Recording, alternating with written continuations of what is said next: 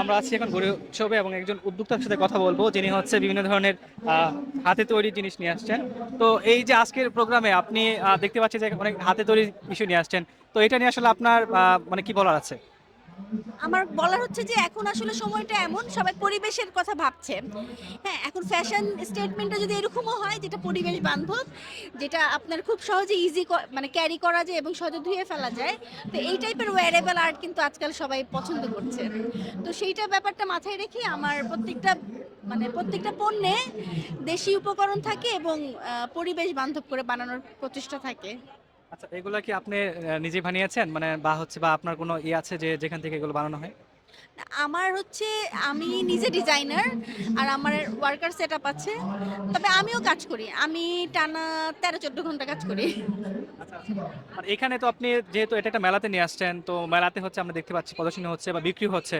এর বাহিরেও কি আপনার মানে কোনো শোরুম আছে বা হচ্ছে কোনো বিক্রি করার জায়গা আছে বা হচ্ছে কেউ যদি পরবর্তীতে আপনার কাছ থেকে কিনতে চায় তাহলে সেক্ষেত্রে কোনো ব্যবস্থা আছে কি?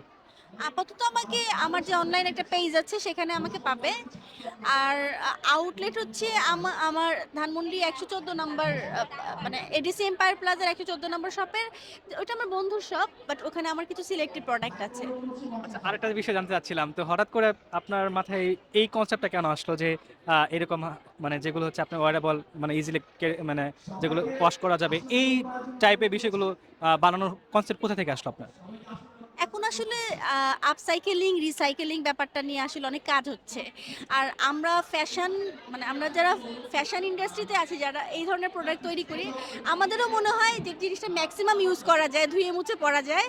এই কারণে আমরা সাস্টেইনেবল ফ্যাশনটাকে খুব গুরুত্ব দিয়ে একেকটা ডিজাইন ডেভেলপ করি। অসংখ্য ধন্যবাদ রইলো এবং শুভকামনা রইলো আপনার প্রতি এবং আপনার এই নতুন যে বিজনেস শুরু করেছেন তার প্রতি। আপনাকেও ধন্যবাদ।